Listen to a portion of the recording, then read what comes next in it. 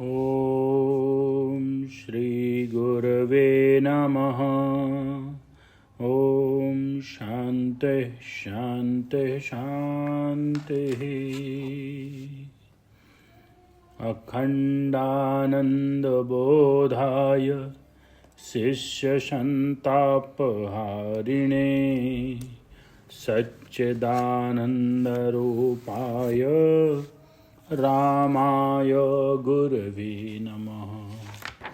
ॐ शान्तिः शान्तिः शान्तिः।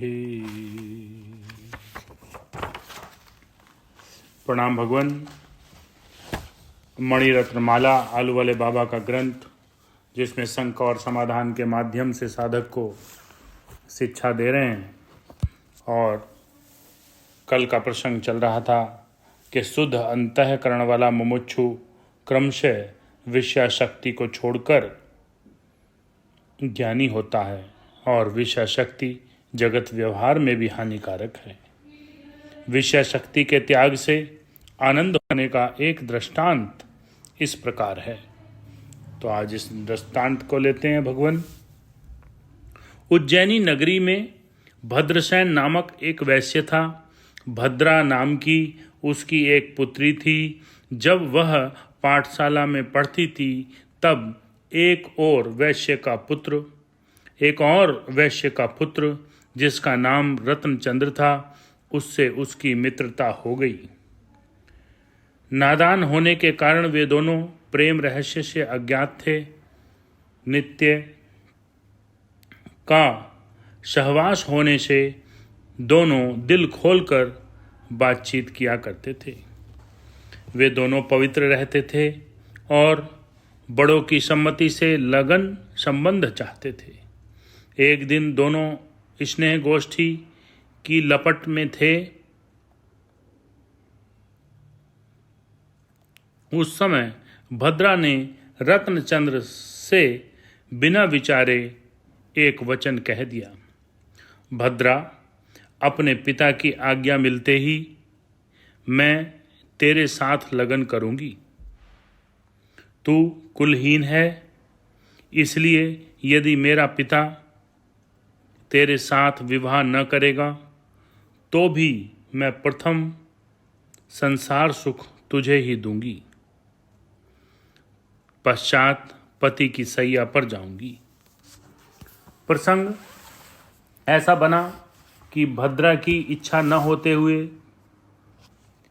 उसी शहर के एक साहूकार के पुत्र राजभद्र के साथ भद्रा का विवाह हुआ। भद्रा अपने मन में विचारती थी कि संसार सुख की प्रथम रात्रि रत्नचंद्र को किस प्रकार दूंगी। विवाह के बाद प्रथम रात्रि को राजभद्र ने भद्रा को उदास देखकर उसका कारण पूछा। भद्रा ने वचन देने की यथार्थ बात कह दी। यह सुनकर राजभद्र चकित हुआ। भद्रा के सत्य वचन से उसके दिल में क्रोध न उत्पन्न होकर अपूर्व असर उत्पन्न हुआ और उसने भद्रा को वचन पालन करने की आज्ञा दे दी। उस समय वर्षा हो रही थी। भद्रा दुखी होकर बोली, आपकी उदारता को धन्य है, परंतु शोक यह है कि इस वर्षा में रत्नचंद्र के पास कैसे जाऊं। राजभद्र ने कहा, कुछ चिंता नहीं है, मैं अपने कंधे पर बैठाकर रत्नचंद्र के मकान में पर पहुंचा दूंगा। मैं बाहर खड़ा रहूंगा, जब तू लौटेगी तब तुझे लेकर लौट आऊंगा। राजभद्र के कंधे पर बैठकर भद्रा रत्नचंद्र के मकान पर पहुंची। रत्नचंद्र को भद्रा के विवाह की खबर थी। अब भद्रा अपना वचन किस प्रकार पालन करेगी, यह देखने को वह अभी तक जाग रहा था। भद्रा ने किवाड़ खटखटाए। रत्नचंद्र ने किवाड़ खोल दिए। दोनों भीतर गए। भद्रा अब आभूषणों से सजकर आई थी। कहने लगी, मैं अपनी प्रतिज्ञा पूर्ण करने को ऐसी भयंकर रात्रि में तेरे पास आ गई हूँ। रत्नचंद्र आश्चर्य में डूब गया। थोड़ी देर तक उससे बोला न गया। अंत में वह बोला, शाबाश भद्रा, शाबाश, तू एक वचनी है। बस तेरा वचन पूर्ण हुआ। अब तू जा, तू दूसरे की मिल्कत है। मुझे अपराधी न बना। भद्रा उसका धैर्य और विषय त्याग देखकर प्रसन्न हुई। ये सब बातें नीचे खड़ा हुआ राजभद्र सुन रहा था। अपनी स्त्री की निर्दोषता और एक वचनी पने से प्रसन्न होकर कह रहा था, मैं भद्रा को उसका वचन पालन करने को ले आया, यह ठीक ही किया।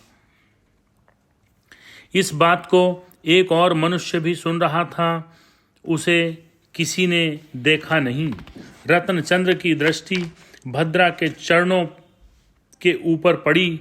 वह आश्चर्य करता हुआ बोला, भद्रे, मार्ग में कीचड़ होते हुए भी तेरे पैर क्यों नहीं भीगे? तू अपने पति से क्या कहकर मेरे पास आई है?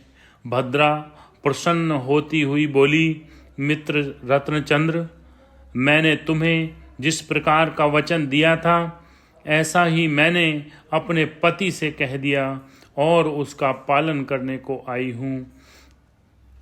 जल में मैं किस प्रकार आ सकती थी, क्योंकि वह ही मुझे अपने कंधे पर बैठा कर लाया है। रत्नचंद्र आश्चर्ययुक्त होकर बोला, धन्य है, तेरे पति को धन्य है। वह कहाँ है? भद्रा बोली, बाहर खड़े हैं। रत्नचंद्र ने दौड़कर किवाड़ खोले और राजभद्र के पैरों पर गिरकर कहने लगा, शाबाश महान पुरुष, शाबाश। जिस प्रकार उदार चित्त एक वचनी भद्रा है, ऐसे ही आप उससे बढ़कर हैं। राजभद्र रत्नचंद्र के पैरों पर गिरकर बोला, नहीं महाशय, आपकी उदारता ने हद कर दी। आपके सामने नीतिवंत उदार आत्मा भूमि पर कहीं ही प्रकट होते हैं।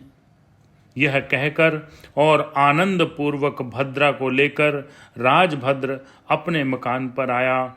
दूसरे दिन राजा विक्रमादित्य ने उन तीनों को बुलाया।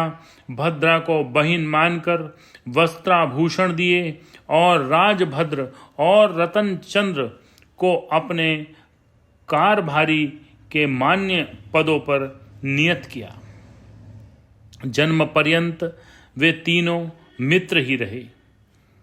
चौथा पुरुष जो इस बात को सुन रहा था वह विक्रमादित्य था, जो रातचर्या देखने को घूम रहा था। ऊपर के लौकिक दृष्टांत से भी त्याग का महात्म्य जाना जाता है।